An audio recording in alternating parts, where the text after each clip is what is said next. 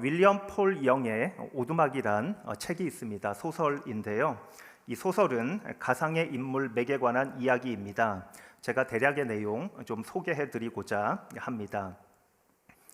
주인공 맥이란 사람은 미국 중서부의 농장지대 출신입니다. 그의 아버지가 굉장히 엄격하고 냉담한 사람이었고 또 보수적인 교회의 장로님이셨습니다. 그런데 그의 아버지에게는 심각한 문제가 하나 있었죠. 자주 술에 취하여서 아내와 자녀들에게 폭행을 가하는 사람이었습니다. 저녁 식탁에서도 끊임없이 훈계를 늘어놓고 그리고 즉석으로 낸 성경 퀴즈에 답하지 못하면 아이들에게 체벌을 하시는 그런 아버지였습니다. 이 맥이 청소년 수양회에 갔다가 큰 하나님의 사랑과 은혜를 받게 되지요. 맥은 선생님에게 기도를 부탁하면서 아버지 이야기를 털어놓았습니다. 그런데 앞불사 그 선생님이 자기 아버지의 직장 동료라는 사실은 미처 생각하지 못했습니다. 며칠 후에 집에 돌아온 아버지는 뒤뜰에 나무에 이 맥을 묶어놓고 허리띠로 심하게 때리고 성경 구절을 들이대면서 훈계를 했습니다.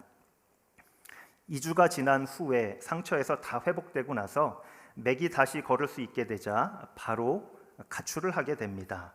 13살 소년에게 이 세상은 결코 쉽지 않았습니다. 다행히 그러나 맥은 크게 탈선하지 않았고요. 자포자기하지 않았고 자신의 인생을 열심히 세워나갔죠. 20대 초반에는 신학교도 가게 되었습니다. 성인이 되어서 어머니와 여동생들을 또 만나는 관계적 회복을 하기도 하였고요.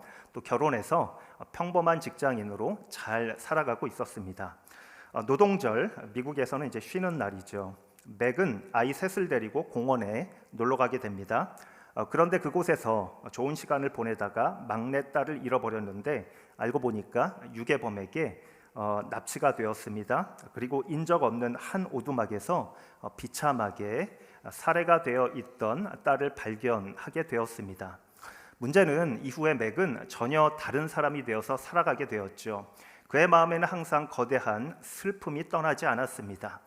그런데 나중에 시간이 흘러서 이 맥이 그 오두막을 다시 찾아가게 되죠. 그리고 그가 가진 그 거대한 슬픔을 그 오두막에서 치유받게 된다는 이야기입니다. 이 오두막이란 책은 전 세계적으로 40개국 이상에서 번역되어서 제가 찾아보니까 2,500만 부 이상이 지금까지 판매되었다고 합니다. 뉴욕타임즈 베스트셀러 70주 연속 1위라는 대기록을 지금껏 보유하고 있습니다. 많은 사람들에게 치유를 선사하는 책이 되었습니다. 이 맥은 그 오두막에서 세 사람을 만나고 그들을 통해서 치유를 받게 되지요.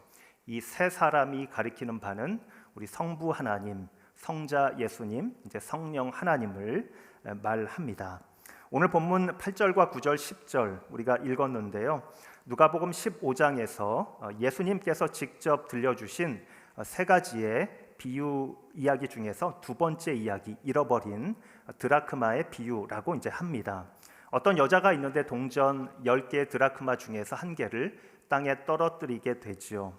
그러자 그 하나를 찾기 위해서 찾을 때까지 찾는다는 이야기입니다. 두 번째 비유인데요. 이 비유에 앞서서 누가복음 15장에서는 잃어버린, 여러분 잘 아시는 잃어버린 양의 비유가 나옵니다. 이 목자가 양떼를 치고 있었는데 한 마리를 잃어버리게 되죠. 이 양떼 중에서 한 마리를 찾기 위해서 찾아 나선다는 이야기입니다. 그리고 이 말씀의 뒤에 이어지는 이 마지막 부분의 이야기는 잃어버린 아들의 비유라고 부르죠.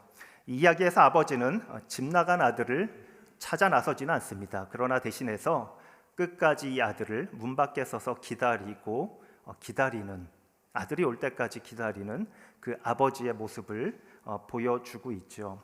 예수님의 세 가지 비유들에 나오는 이 목자, 여인, 그리고 아버지는 하나님을 비유하는 세 사람입니다. 이 세 사람은 하나같이 잃어버린 것을 찾고 찾는 사람으로 등장하지요. 그 중에 두 번째 비유인 드라크마의 비유를 본문으로 말씀을 보고자 합니다. 오늘 말씀의 첫째는 누가복음 15장은 삼위일체 하나님의 존재와 사역을 보여줍니다. 누가복음 15장 1절 말씀에 보면 세리들과 죄인들이 모두 예수님의 말씀을 듣기 위해 모여 들었습니다.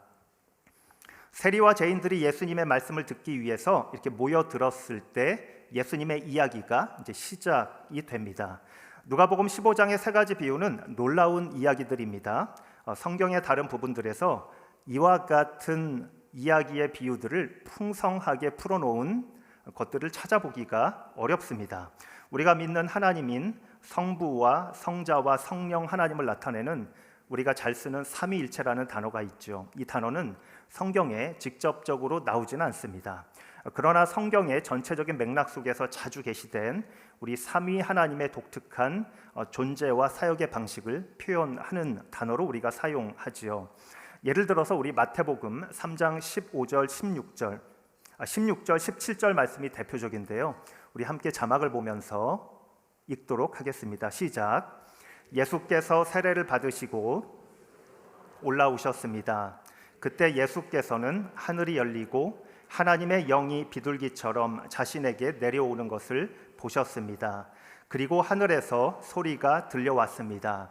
이는 내가 사랑하는 아들이다. 내가 그를 매우 기뻐한다.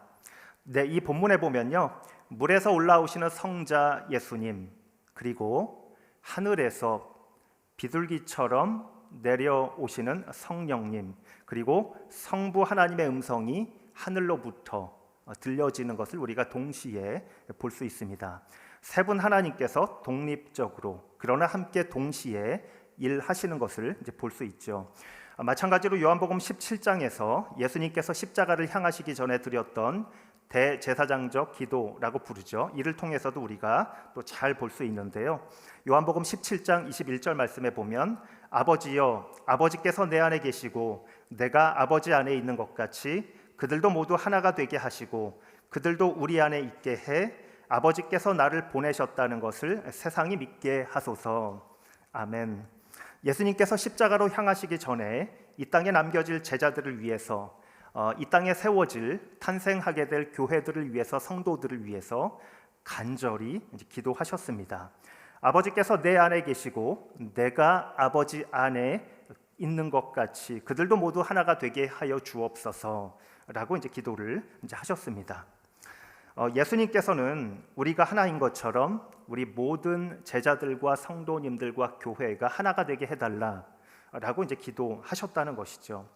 우리 신학자들은 삼위 하나님의 하나됨을 표현할 때 상호내주라는 단어를 사용합니다. 조금 이제 어려워 보이는 단어인데요. 원어를 들으면 굉장히 어렵다는 생각을 하게 됩니다. 제가 말씀드리지 않겠습니다만, 여러분 이제 어린 아이들에게 자주 부모님들이 이런 질문하죠. 저도 어렸을 때, 저희 아이들이 어렸을 때 기억이 나는데요. 아이들에게 엄마가 좋아, 아빠가 좋아?라고 이제 질문을 던지면 갑자기 아이가 골몰해지죠. 머리가 아프기 시작합니다. 그런데 우리에게 세 분 하나님은 절대 그렇지 않으십니다. 우리 세 분 하나님에게는 그런 이미지가 없으시죠. 세 분 하나님은, 삼위 하나님은 온전히 하나이신 하나님이시기 때문입니다. 우리 미로슬라프 볼프라는 목사님은 삼위일체와 교회라는 책에서 삼위일체적 사귐이 교회의 배타성을 극복하는 모델이 되어야 한다라고 말을 했습니다. 다시 말씀드리면 우리 공동체가 어떻게 하나가 되어야 하느냐, 삼위 하나님을 바라보십시오 라는 말이죠. 우리 공동체가 어떻게 세상을 향하여서 열린 공동체가 되어야 하느냐, 삼위 하나님을 바라보십시오 라는 말을 이제 하는 겁니다. 여러분, 누가복음 15장의 세 가지 비유의 말씀들은 세리와 죄인들이 말씀을 듣기 위해서 예수님 주변에 모였을 때, 아주 평범한 사람들이 예수님 주변에 모였을 때 펼쳐졌던 이야기 보따리들이라고 볼 수 있습니다. 예수님께서는 이 이야기 보따리를 풍성하게 풀어놓으신 거죠. 어려운 단어를 사용하지 않습니다. 상호, 내주, 삼위일체 이런 단어 전혀 사용하지 않으셨죠. 예수님 주변에 모여들었던 평범한 우리 죄인들에게 이 이야기를 통해서 하나님에 관한 이야기를 아주 재미있게 풍성하게 기쁨이 충만하도록 이제 재미있게 아주 들려 주셨다는 것을 우리가 볼 수 있습니다.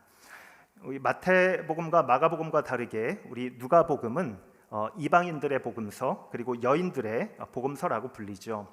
이 복음서에서 특징적인 부분이라면 예수님께서 갈릴리에서부터 시작하셔서 예루살렘으로 여행을 하게 됩니다. 그런데 그 과정에서 사마리아를 이렇게 통과해서 가시게 되죠. 마태와 마가복음은 이 사마리아를 통과해서 가시는 부분을 굉장히 짧게 기술을 합니다. 반면에 누가복음에서는 9장에서부터 시작해서 19장까지 10여 장에 걸쳐서 사마리아 지역에서 당시 유대인들이 기피했던 지역이죠. 싫어했던 지역입니다. 그 지역의 사람들과는 상종하기도 싫습니다. 그런데 예수님께서 이 지역을 통과해서 여행을 하시면서 들려주셨던 말씀들을 하나하나 굉장히 자세하게 주워 담습니다. 그 이야기들이 9장에서 19장까지 있는 거고요. 그리고 이 내용 중에서 가장 중심이 되는 내용이라면 그것이 바로 누가복음 15장의 말씀입니다. 예수님께서 펼쳐놓으셨던 이 세 가지 비유의 핵심은 바로 성자 하나님, 예수님, 성령 하나님, 그리고 성부 하나님입니다. 이 이야기에는 모두 세 가지 이야기에 걸쳐서 잃어버렸다가 다시 찾은 것 세 개가 나옵니다. 처음에는 잃어버린 양이 나오고요. 또 두 번째로는 잃어버린 드라크마가 나오죠. 세 번째는 잃어버린 아들이 나옵니다. 첫 번째 양은 동물이죠. 드라크마는 광물입니다. 세 번째 아들은 사람입니다. 세 가지가 다 공통점도 있고 다양성이 있습니다. 양은 동물이기에 움직이기 어렵습니다. 눈도 있고 귀도 있고 발이 있습니다. 양은 그럼에도 불구하고 집 나간 후에 집으로 돌아올 능력이 전혀 없는 동물입니다. 드라크마는 광물이기에 움직일 수 없죠. 감각도 없고 지능도 없습니다. 그리고 의지가 없는 것은 당연하죠.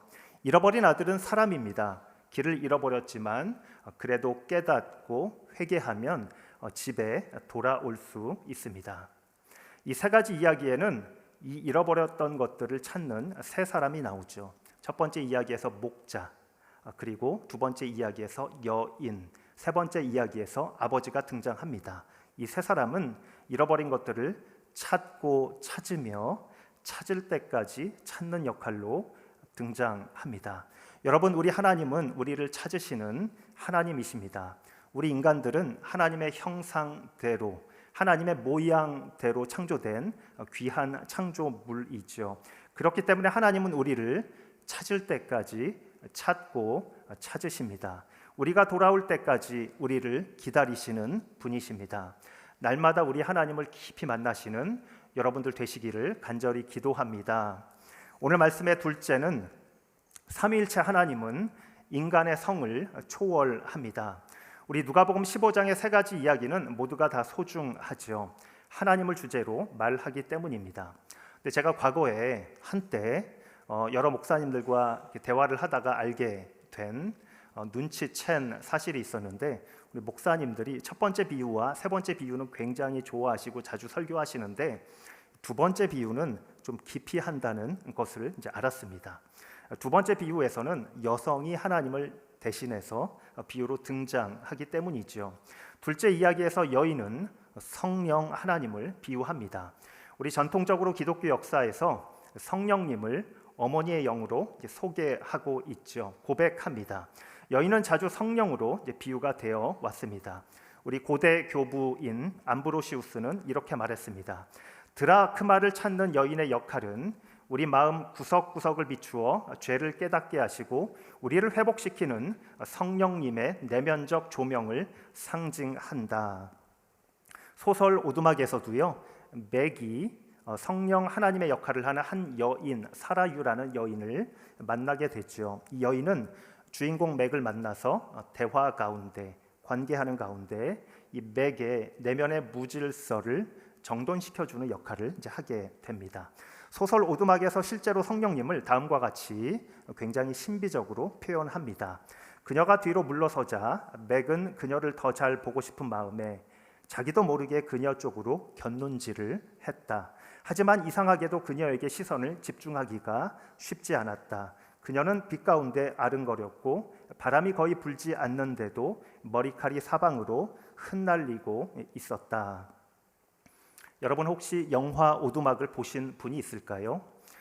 제가 소설 오두막을 말씀드렸는데요. 이 소설 오두막을 원작으로 해서 영화 오두막이 또 할리우드에서 나오기도 했습니다. 유명한 스타들이 등장해서 만들어진 영화인데요.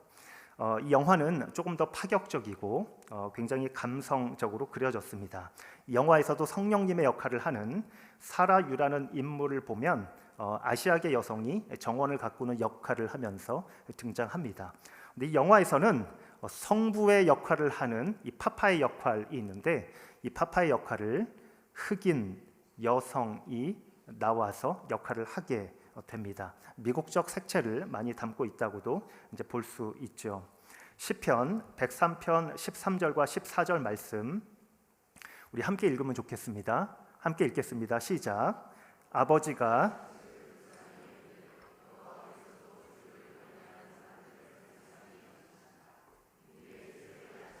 우리가 흙임을 기억하시기 때문이다. 아버지가 자식을 불쌍히 여기듯 하나님도 우리를 불쌍히 여긴다. 여기 이제 불쌍히 여긴다라는 단어가 나오는데요. 이 단어의 히브리어 단어인 라함이란 단어는 우리 유래를 따져보면 명사 레헴이란 단어에서 이제 왔습니다. 이 명사 레헴이 어머니의 태란 뜻입니다. 자궁이란 뜻이죠.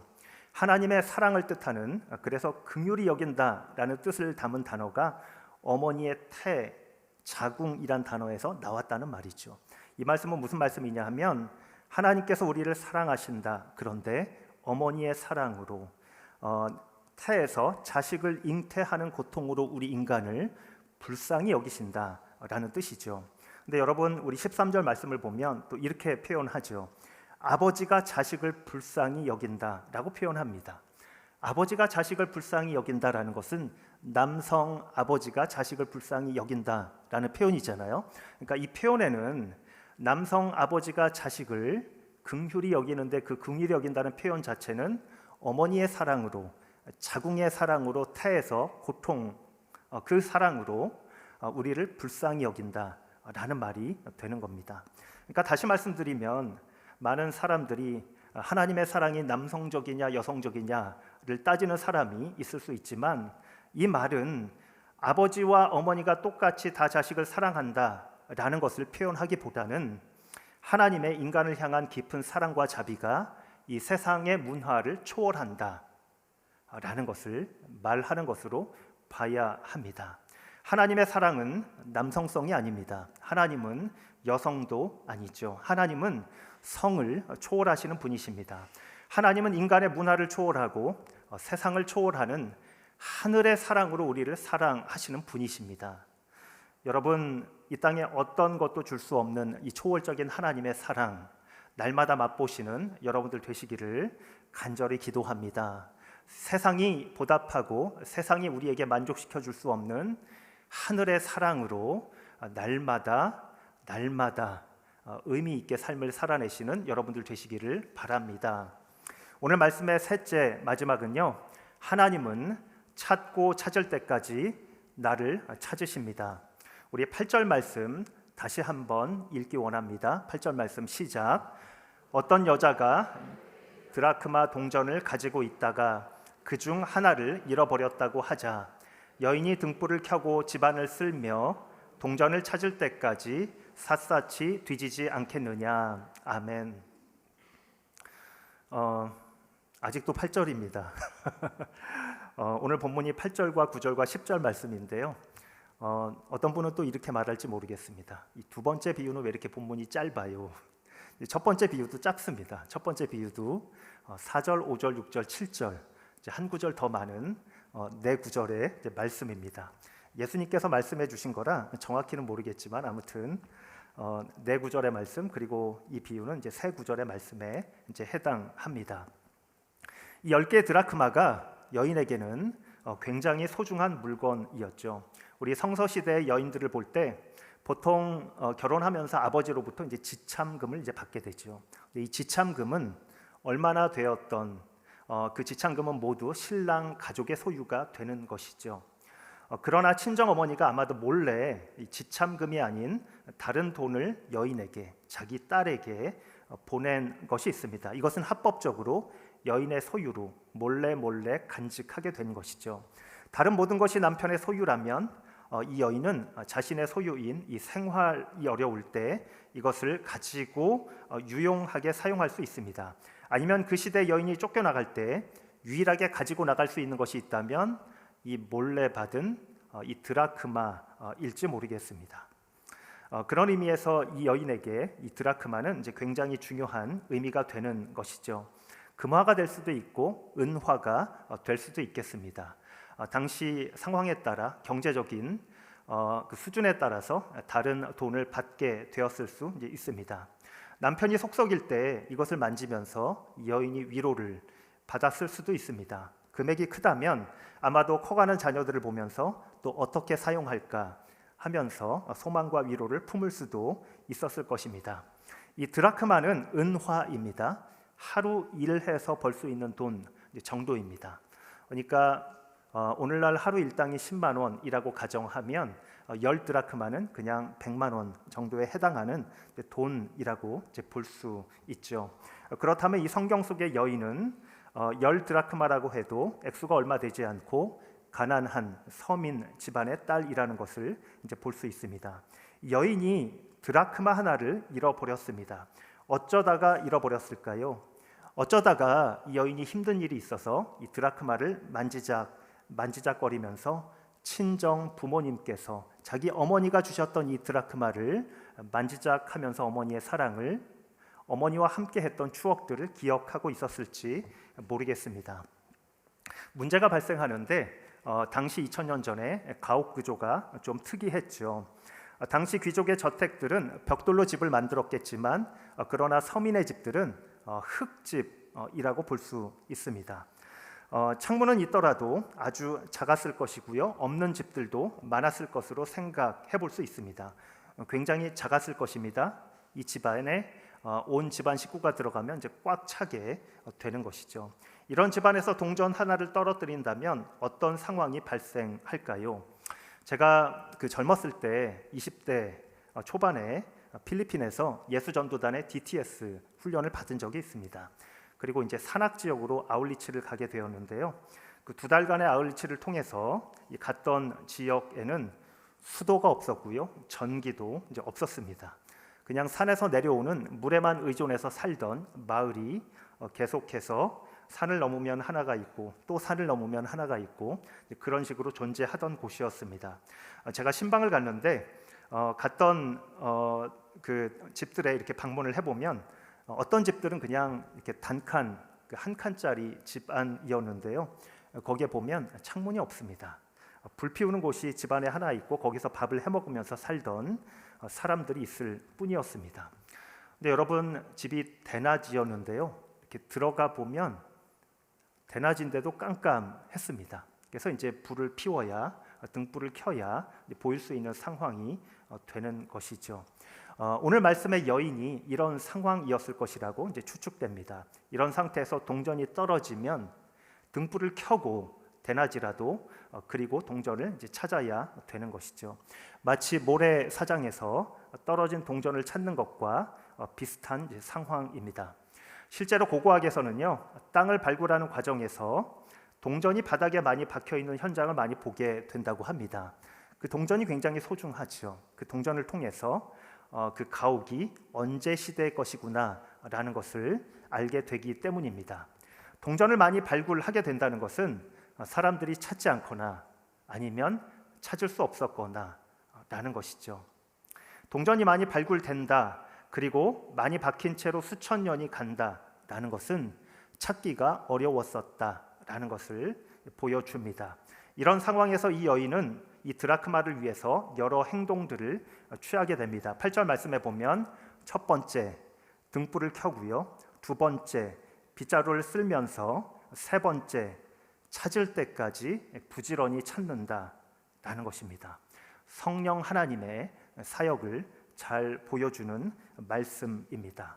등불을 켜고, 우리의 마음에 등불을 켜고 우리가 잘 우리의 마음을 인식할 수 있도록 도와주는 것이죠. 여러분, 여인의 이러한 행동은 잃어버린 양을 잃어버렸던 첫 번째 비유의 목자보다 못하지 않습니다. 마지막 비유에 나오는 잃어버린 아들을 기다리고 또 기다리는 아버지의 그 노력보다 결코 못하지 않습니다. 여인의 노력은 목자의 노력 그리고 아버지의 노력과도 같이 가치가 있는 노력인 것이죠. 왜 그렇게 열심히 찾습니까? 소중한 물건이기 때문입니다. 자기 친부모님의 사랑의 상징이기 때문에 그런 것이죠. 우리 하나님께서 잃어버린 것을 끝까지 찾는다는 말씀입니다.